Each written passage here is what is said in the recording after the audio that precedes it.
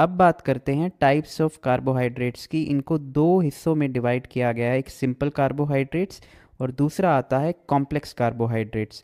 Simple carbohydrates usually वो होते हैं जैसे कि जो वाइट शुगर आप खाते हैं या फिर आप कोई टॉफ़ी खा रहे हैं या लॉलीपॉप खा रहे हैं, वो सब सिंपल कार्ब्स होते हैं।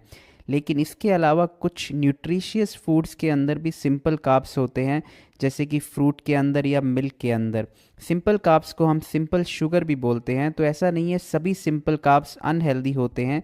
फ्रूट और जो मिल्क के अंदर सिंपल कार्ब्स होते हैं वो हेल्दी भी होते हैं, क्योंकि जब हम फ्रूट खाते हैं तो उसके अंदर सिर्फ शुगर नहीं होता है, उसके अलावा हमें विटामिन्स, मिनरल्स, फाइबर, ये सभी चीज़ें मिलती है। तो ओवरऑल ये फ्रूट हमारी सेहत के लिए बहुत ज़्यादा फ़ायदेमंद होता है। लेकिन जैसे हम कोई लॉलीपॉप या टॉफ़ी खाते हैं, उसके अंदर सिर्फ एडिड शुगर होता है और साथ में कुछ भी इम्पॉर्टेंट हेल्दी न्यूट्रिएंट नहीं होते हैं। इसीलिए लॉलीपॉप, टॉफ़ी, कैंडीज़, ये चीज़ें हमें अवॉइड करनी चाहिए, क्योंकि इसके अंदर सिर्फ शुगर होता है, उसके अलावा कोई भी न्यूट्रिएंट्स नहीं होते हैं, जैसे कि फ्रूट्स या मिल्क के अंदर होते हैं। अब सिंपल कार्बोहाइड्रेट्स को भी दो हिस्सों में डिवाइड किया गया है। पहला मोनोसेक्राइड्स और दूसरा डाइसेक्राइड्स। मोनोसेक्राइड्स मतलब सिंगल शुगर, मतलब ये सिंपलेस्ट फॉर्म ऑफ शुगर होता है, जैसे कि ग्लूकोज, जिसको ब्लड शुगर भी बोलते हैं, जो ब्लड के अंदर भी पाया जाता है, ग्रेप्स या कॉर्न के अंदर भी पाया जाता है। दूसरा होता है फ्रुक्टोस, इसको स्वीटेस्ट माना जाता है, जो सभी सिंपल शुगर है उसमें सबसे स्वीटेस्ट माना जाता है। ये हनी के अंदर होता है, फ्रूट्स के अंदर होता है। और तीसरा है गैलेक्टोस। गैलेक्टोस वैसे तो किसी फ्री फूड के अंदर नहीं पाया जाता है, लेकिन जब लैक्टोस का ब्रेकडाउन होता है तो उसमें गैलेक्टोस भी निकलता है। और जो दूसरा आता है वो डाइसेक्राइड्स, जिसको हम डबल शुगर बोलते हैं, क्योंकि ये दो मोनोसेक्राइड से बना होता है।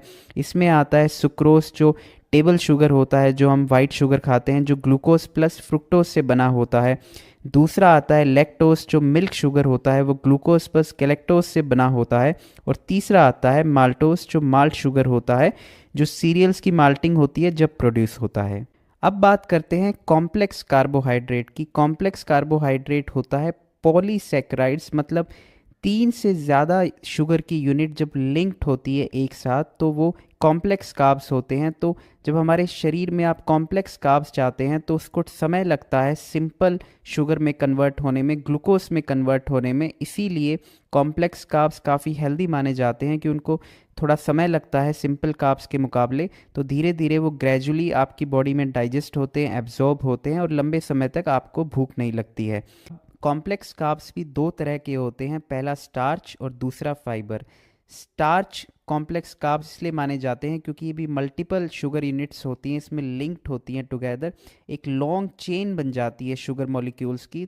तो जब आप इसको खाते हैं तो डाइजेस्ट होने में टाइम लगता है, काफ़ी लंबे समय तक आपको भूख नहीं लगती है और आपकी धीरे धीरे ब्लड शुगर आपकी बॉडी के अंदर इंक्रीज़ होता है, जिससे आपको कोई भी नुकसान नहीं होता है।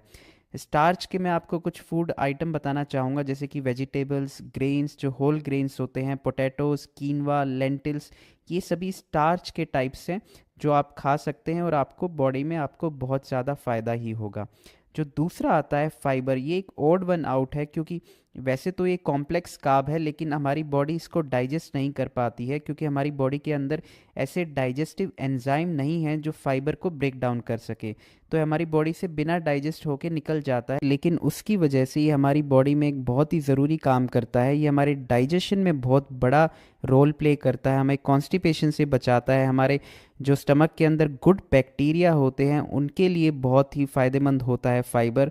तो ओवरऑल फाइबर का भी बहुत बड़ा रोल है हमारे ओवरऑल डाइजेशन के लिए, तो फाइबर भी आपको अपनी डाइट में ज़रूर इंक्लूड करना चाहिए।